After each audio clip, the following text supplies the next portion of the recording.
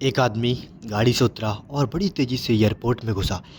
जहाज उड़ने के लिए तैयार था। उसे किसी कॉन्फ्रेंस में पहुंचना था जो खास उसी के लिए आयोजित की जा रही थी। वह अपनी सीट पर बैठा और जहाज उड़ गया।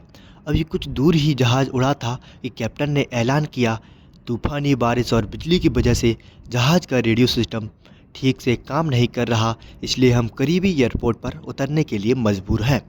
जहाज उतरा। वह बाहर निकलकर कैप्टन से शिकायत करने लगा कि उसका एक एक मिनट कीमती है और होने वाली कॉन्फ्रेंस में उसका पहुंचना बहुत ही ज़रूरी है।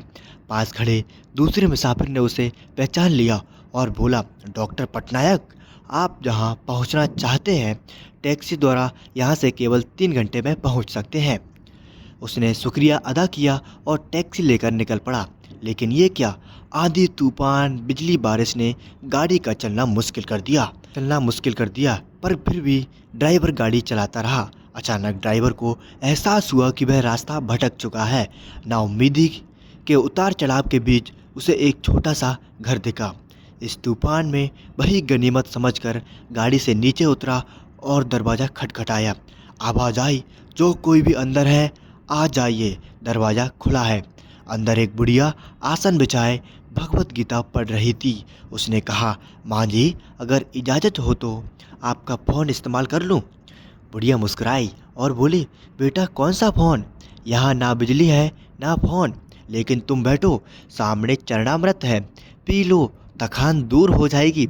खाने के लिए कुछ ना कुछ फल मिल ही जाएगा, खा लो ताकि आगे सफ़र के लिए कुछ शक्ति आ जाए। डॉक्टर ने शुक्रिया अदा किया और चरणा अमृत पीने लगा। बुढ़िया अपने पाठ में खोई थी कि उसके पास उसकी नज़र पड़ी। एक बच्चा कंबल में लपेटा पड़ा था जिसे बुढ़िया थोड़ी थोड़ी देर में हिला देती थी। बुढ़िया फारिग हुई तो उसने कहा, माँ जी, आपके स्वभाव और एहसान ने मुझ पर जादू कर दिया है।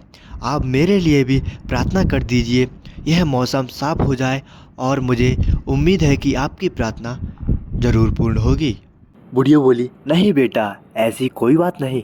तुम मेरे अतिथि हो और अतिथि की सेवा ईश्वर का आदेश है। मैंने तुम्हारे लिए भी प्रार्थना की है। परमात्मा का शुक्र है, उसने मेरी हर प्रार्थना सुनी है। बस एक प्रार्थना और मैं उससे मांग रही हूँ। शायद जब वह चाहेगा उसे भी स्वीकार कर लेगा। कौन सी प्रार्थना माताजी? डॉक्टर बोला। बुढ़िया बोली, ये जो 2 साल का बच्चा तुम्हारे सामने अधमरा पड़ा है वो मेरा पोता है। ना इसकी माँ जिंदा है ना ही बाप। इस बुढ़ापे में इसकी जिम्मेदारी मुझ पर है।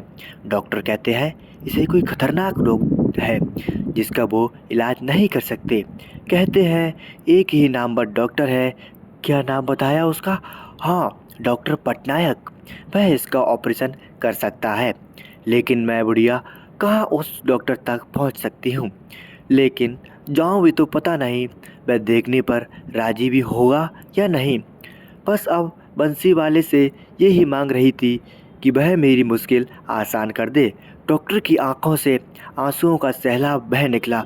वह भर्राई हुई आवाज़ में बोला, माई, आपकी प्रार्थना ने हवाई जहाज को नीचे उतार लिया, आसमान पर बिजलियां कौंधवा दी, मुझे रास्ता भुलवा दिया ताकि मैं यहाँ तक खिंचा चला आऊँ। हे भगवान,